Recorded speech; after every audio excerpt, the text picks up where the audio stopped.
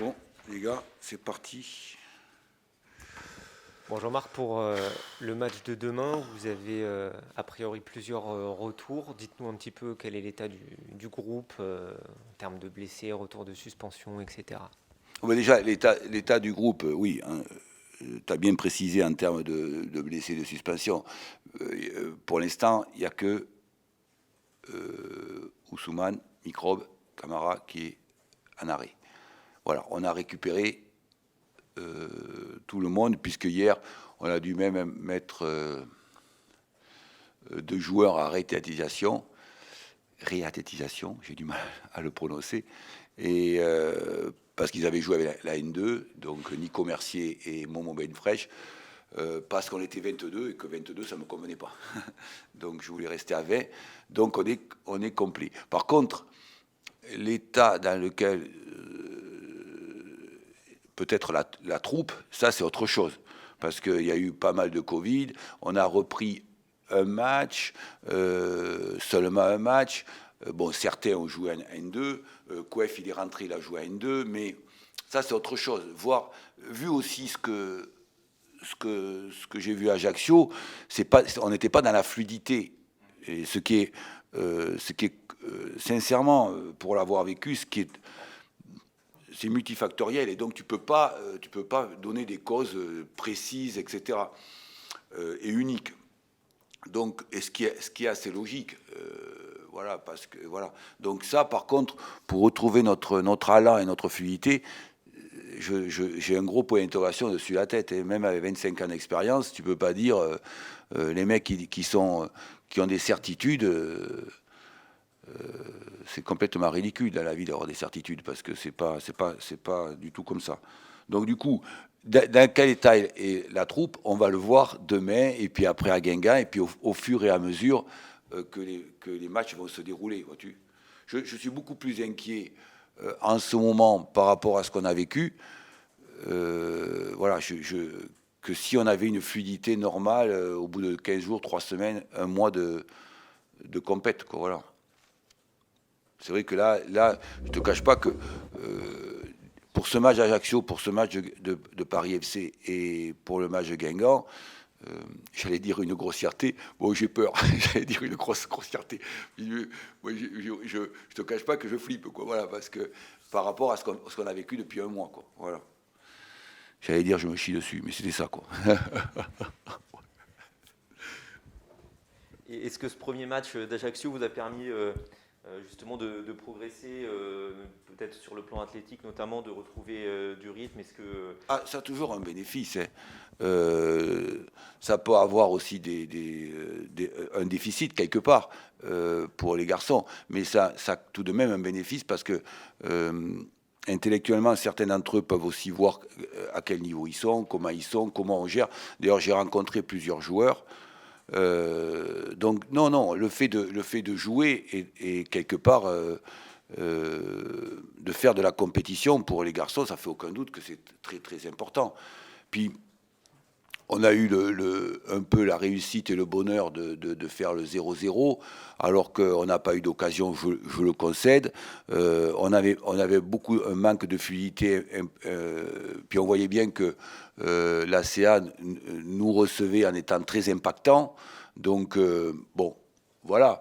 Mais ce que je leur disais, c'est comment on est capable de bien lire le contenu du match dans son ensemble. Et comment on progresse dans ce domaine, c'est très très important. Au-delà de nos protocoles de jeu et de nos principes de jeu, il faut aussi progresser dans d'autres domaines également, comme cette maturité, etc., quoi. Et ça, c'était intéressant à Ajaccio. justement pour en terminer avec Ajaccio, quand à 20 minutes de la fin vous évoluez à 11 contre 10, il n'y a pas une idée derrière Mais la tête et qui lui, il est dise venu, et tu sais, à Ajaccio, il posait des questions, il faisait les réponses. Il est venu à Ajaccio, il pose des questions, il fait les réponses en même temps. J'ai pas besoin de parler, ça. ouais, c'est mon défaut. Non, mais là, Il du fait coup, la réponse aussi, quoi, le Nicolas. est-ce que vous êtes pas dit à ce moment-là, tiens, il y a un coup à jouer, ou alors vous étiez plutôt dans l'optique de vous dire, bon, assurons déjà ce 0-0 vu que c'était un petit peu compliqué dans la fluidité. Par rapport à ce que tu dis, Nicolas, par rapport à ce qu'on a vécu, même si je voyais bien que les garçons, et d'ailleurs je me suis levé plusieurs fois pour leur dire ça va, on ferme, parce que on voyait bien que l'enthousiasme et le ressenti de l'adversaire en termes de compétition, il était beaucoup plus fort que nous, parce on est resté plus de 20 jours sans compétition. Et même si j'ai bien senti que mes garçons, à 10 contre 11, voulaient aller chercher les 3 points, ce qui est assez logique. Ils voulaient dominer, ils voulaient aller chercher 3 points. Et d'ailleurs, c'est le seul moment où on a eu 1 ou 2 tirs un peu dangereux. Mais par rapport à ce qu'on a vécu et par rapport à ce qu'on vit, moi je me disais, voilà, comment d'ailleurs, c'est quand tu es coach, tu leur apprends ça. Comment certains sont là pour assurer le 0-0 et comment certains sont là sur le terrain pour la mettre au fond. Ça, c'est 2 choses différentes. Comment tu leur apprends cette maturité dans la compétition et dans tous les sports. Cette maturité, cette lecture du jeu. Alors c'est vrai que faut pas croire, à 10 contre 11, nous, ça nous est arrivé d'être en infériorité numérique. Je me rappelle un match dernièrement et où on a mangé l'adversaire. Bon, voilà, mais c'est pas un fait.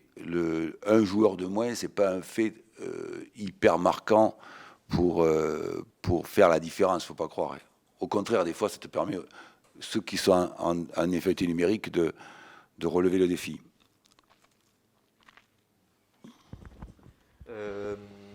On a l'impression que c'est un rendez-vous qui revient régulièrement là, face au Paris FC. Ça fait la 2e saison où vous êtes vraiment proches, vous êtes 2 équipes qui jouent le haut de tableau. Est-ce que c'est toujours un challenge intéressant de se mesurer à eux? C'est une équipe un peu un profil différent du vôtre, mais qui est toujours très compétitive. Ouais, ils ont de très bons joueurs. Championnat. Et ouais, tu l'as dit, tu vois, Benoît, ils ont de très bons joueurs. Ça, c'est... avec Ajaccio, je te le dis, c'est les 2 matchs qui me font le plus flipper par rapport à ce qu'on a vécu. On serait en compétition en fluidité dans 1 mois ou 2 mois. Mais parce que c'est une équipe très compétitive, très athlétique, avec des valeurs individuelles importantes. Donc c'est vrai que lorsqu'on est allé chez eux, on était dans le flot, entre guillemets. Donc voilà, ça s'est bien passé, ça s'est à peu près bien passé. Voilà, ça s'est bien passé pour les 2 équipes d'ailleurs. C'était un match intéressant. Mais là, c'est pas le cas. Et je te cache pas que je me dis, dans quel état on va être, tu vois ce que je veux dire par rapport. Et donc voilà. Mais c'est un match très intéressant et pour nous, c'est quelque chose à relever de très dur en ce moment. Voilà.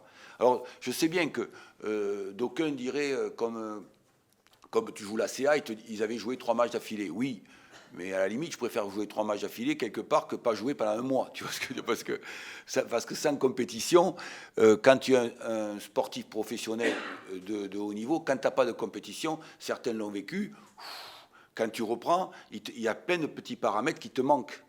De paramètres de compétitivité, de paramètres de motivation, des paramètres de stress, tu vois. Et d'ailleurs, c'est ce que m'ont dit les joueurs après le match, quand on était à l'aéroport, on me discutait un peu, je discutais avec les uns et les autres. Ce qu'ils me disaient, il nous manquait un petit truc qui fait que on reprenait dans le championnat et c'est quelque chose qui te manque des petits éléments.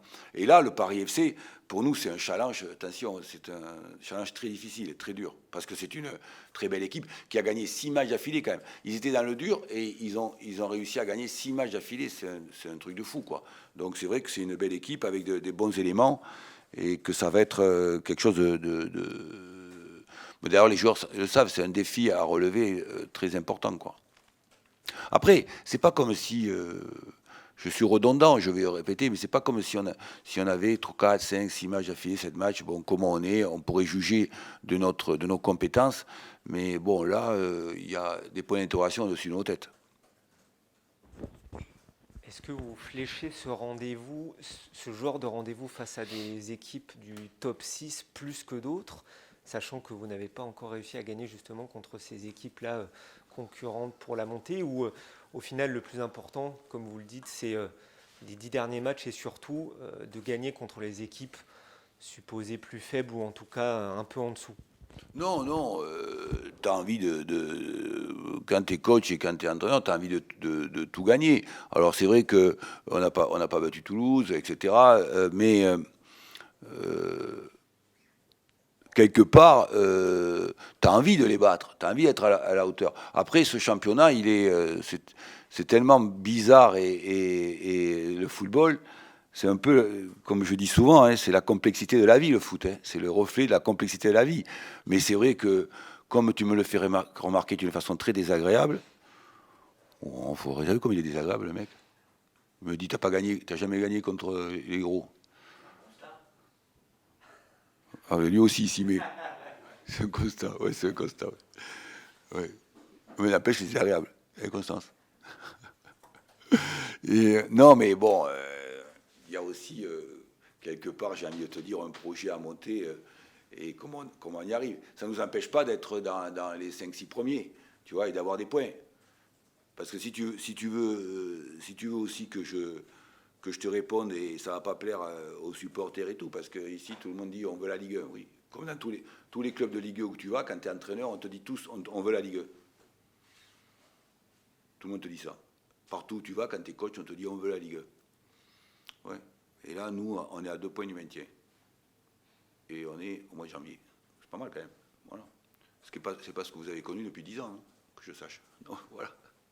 Mais qu'on veut aussi, nous aussi, on veut être dans les premiers. Bien sûr que nous aussi, on a envie d'être premier avec 10 points d'avance. Moi, c'est mon rêve. Ça serait mon rêve, au mois de février, d'être premier avec 10 points d'avance. Je serais plus cool, je serais plus détendu, c'est vrai. Mais c'est vrai que c'est des challenges importants. Et pour l'instant, tu as raison, Nicolas, on n'a pas réussi à détrôner les gros morceaux. Il y a Théo Pelnard qui a fini sa suspension. Yes. Comment il va et comment il a passé cette période?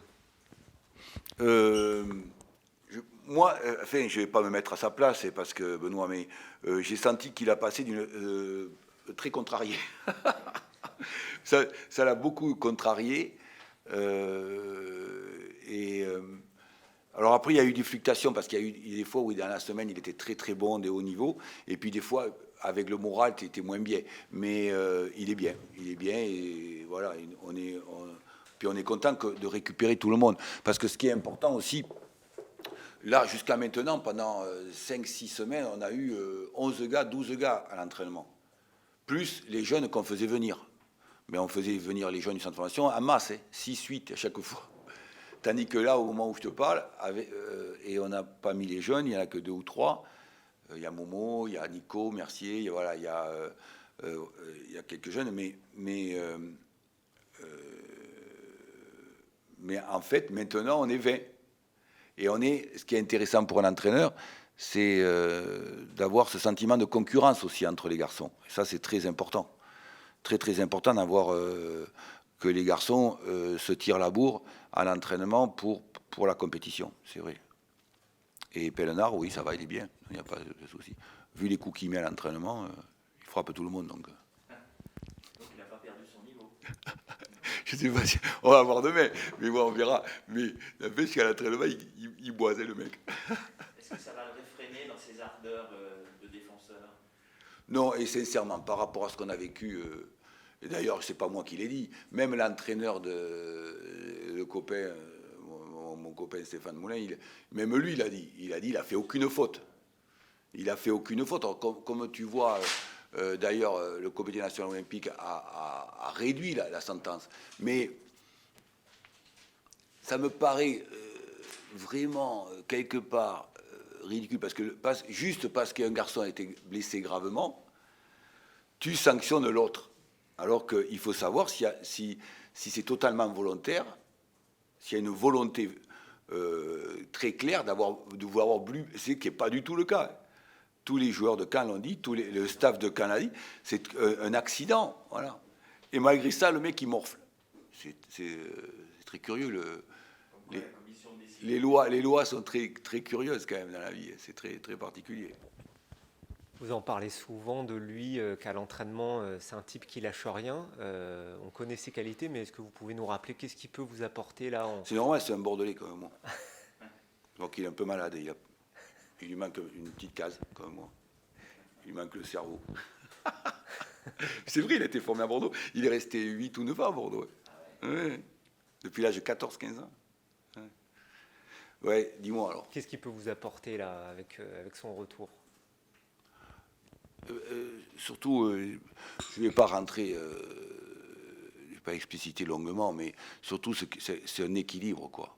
De nouveau un équilibre, et aussi le fait que ça puisse rééquilibrer notre équipe et repartir sur des bases, sur plusieurs matchs, sur des bases qu'on a déjà vécues, existantes, tu vois. Tandis que là, depuis quelque temps, on modifie beaucoup pas notre système, mais le positionnement des joueurs et les postes. Et ça, tu peux dire ce que tu veux, c'est quand même assez pénalisant. Si tu fais cela, ça te fait perdre un petit pourcentage de compétitivité, de dynamique.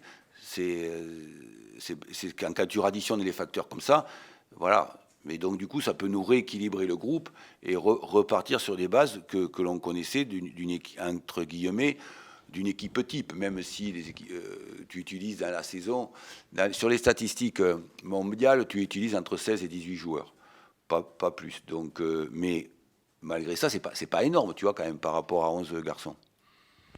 Malgré tout, justement, pendant son absence, sur les 4 derniers matchs de championnat, vous avez fait 3 clean sheets.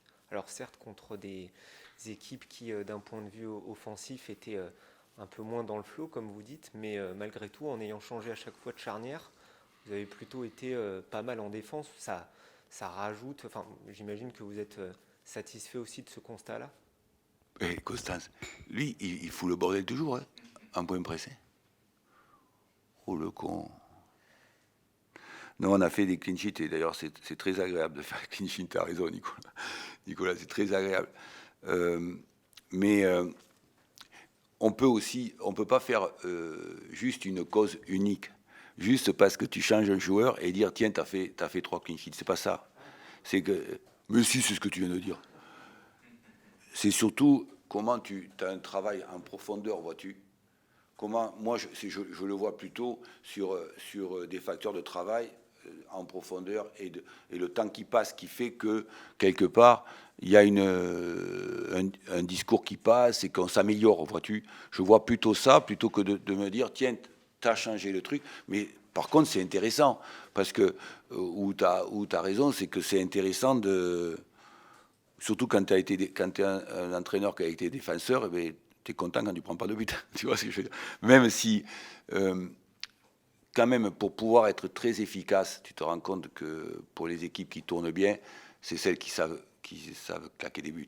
Parce que pour l'avoir vécu pendant toute ma carrière dans certains clubs, si tu ne sais pas claquer de but, je peux te dire que tu chies dessus. Je te le dis de suite. Parce que le fait de savoir que tu peux claquer des buts et que tu peux claquer des buts à tout moment, même en étant mené, ça te donne beaucoup d'air et beaucoup des ailes, ça te donne des ailes. Alors c'est vrai que de ne pas encaisser de buts, c'est bien. C'est très Frenchy, ça. Mais bon, à marquer un de plus que l'adversaire, c'est encore mieux. Enfin, à mon sens, quoi, à mon sens. Qu'est-ce qui entre en ligne de compte dans la réflexion pour ce qui est des changements en cours de match, des remplacements? Parce que depuis la saison dernière, ça a été quand même une nouveauté. Il y a le droit à 5 changements, ce qui est beaucoup, c'est la moitié du champ qu'on peut modifier. Et on voit que toi, tu es plutôt à en garder 3, comme ce qui se faisait avant. Qu'est-ce qui entre en ligne de compte dans la réflexion? Est-ce que je change plus? Est-ce que je change moins ou pas? C'est une bonne question. C'est vraiment une bonne question. Et Constance, tu vas arrêter d'envoyer des messages à ton chéri, là? Elle tape toujours sur son portable. Et non, c'est une très très bonne question. Et tu peux aller d'ailleurs, c'est une question. Quand tu as 60 piges et que plus de 60 ans et que tu travailles depuis 25 et que tu as été aussi joueur et qu'il n'y avait pas très peu de changements, que là tu te dis, maman, qu'est-ce qu'il faut faire? Tu vois ce que je veux dire? Et c'est un questionnement très très puissant parce qu'en fait, je vois des éléments changer, 3, 2 joueurs, mais c'est pas pour ça que le peu de matchs que je vois, les matchs que je vois à la télévision, c'est pas pour ça que je vois une amélioration flagrante. Parce qu'attention, quand tu es capable de changer 2 ou 3 joueurs en même temps, j'ai le sentiment, moi, et peut-être que je suis un vieux con, que ça peut déstabiliser mon groupe. Ça peut le fragiliser, vois-tu. Alors, c'est vrai que c'est très profond et c'est une très forte interrogation parce qu'on vient de nous l'imposer, ça, tu vois. Donc, je pense que je ne dois pas être le seul, parce que c'est une très forte interrogation. Comment tu vas améliorer ton groupe en ayant la possibilité de faire des changements, et de nombreux changements. Parce que ça, c'est pas évident quand même. Hein. Alors, un élément, je veux bien, tu vois.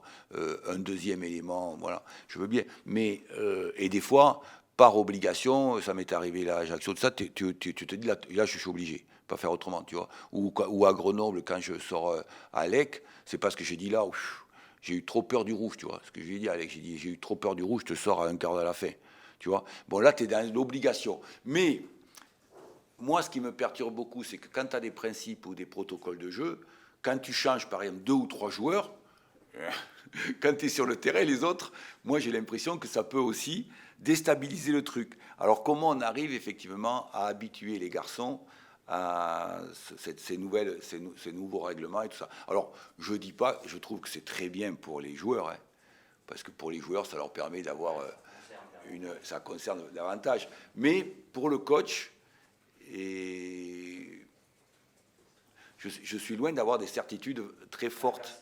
C'est un casse-tête, et puis d'avoir des certitudes sur la performance de l'équipe. Est-ce que ça va l'amener à avoir encore une meilleure performance? Et je pense que je ne dois pas être le seul. Parce que le mec qui va te dire, non, moi je sais que si je change 5 joueurs, ça ira mieux. Au football, quand même, il faut prendre un peu de distance tout de même, tu vois. Mais c'est vrai que c'est une excellente question. Mais on peut en parler jusqu'à ce soir. Parce que c'est vrai que c'est un débat très, très, très profond quand même, tu vois, par rapport à ça. D'ailleurs, moi, tu sais quoi? Parce que j'ai tellement un peu habitude que je dis à mon staff, on en est où là pour les changements? Il y en a combien encore à faire? Quand il dit 2, 3. Parce que c'est vrai qu'au bout d'un moment, parce que des fois, quand tu as changé 3 fois, tu dis, je peux encore faire quelque chose, je leur dis. Mais c'est vrai que le fait des fois de changer 2 ou 3 fois, moi, ça me 2 ou 3 joueurs en même temps, par rapport à ce que j'ai vécu et par rapport au principe de jeu, si tu as des protocoles, j'ai l'impression que ça peut aussi déstabiliser tes protocoles de jeu, vois-tu. Donc, si c'est que de l'inspiration, ça va, tu vois, Benoît. Si tu joues au foot qu'avec l'inspiration, ben, tu peux en changer 10. Hein. Mais si tu as des protocoles profonds et que tu changes 3 joueurs, je ne sais pas, je me pose des questions. Bon, ça va s'améliorer au fur et à mesure, on va prendre conscience de tout ça, c'est vrai, ça va s'améliorer. Jeudi, vous nous aviez dit que vous vouliez Saki dans l'équipe contre Paris FC, puis finalement à Ajaccio, il a joué tout le match. Il sera opérationnel demain? Oui, oui, il est opérationnel. Il a supporté. Oui, oui, non, ça. Non, mais même ça fait encore plus de bien. Oui. Puis pour l'avoir vécu, tu peux c'est surtout le 3e match qui te fait mal. Pour l'avoir très souvent vécu en tant que professionnel, c'est celui où tu es obligé de gérer différemment, c'est le 3e qui pèse souvent. Le 2e, ça passe à peu près, mais le 3e, pour l'avoir vécu, tu le sens. Mais Hamza, en plus, c'est un joueur aérobie. C'est un coureur à pied, c'est un marathonien. Hamza, tu lui dis, il a fait un marathon, il te fait le marathon, le mec. Donc ça, c'est la qualité profonde du footballeur qu'on oublie d'ailleurs au XXIe siècle. C'est que ce qu'on recommandait beaucoup au XXe siècle, et les scientifiques et les profs, tout ça sur le foot, c'est que tous ceux qui ont joué le plus longtemps possible et au très haut niveau, ils ont tous des VO2 max et des VAM de très très très haut niveau. Très haut niveau. Tous ceux qui vont vers l'élite, il faut le savoir. Tous ceux qui jouent dans l'élite, il y a eu des études il y a 7, 8, 10 ans sur les demi-finalistes à la Ligue des Champions, finalistes à la Ligue des Champions, ils avaient des VAM et des VO2 max absolument monstrueuses. Voilà, c'est le principe même, c'est ce que disait Jean-Claude Ciodo quand il te recevait, le premier jour qu'il te recevait comme joueur, parce que quand j'étais avec les Nantais au Town Joinville, Il me disait toujours ça. Première question qu'il te posait, est-ce que tu aimes courir? Parce que c'est ça le foot. C'est voilà. Tu as des gars comme Benjamin Nivet, tu lui disais Benjamin, vas-y fais un marathon, il te fait un marathon le mec. Mounir Obali, et ils ont joué jusqu'à quel âge? T'as vu? 35, 36 ans. C'est ça la qualité. Et bien Hamza Saki, il est dans ce profil-là lui.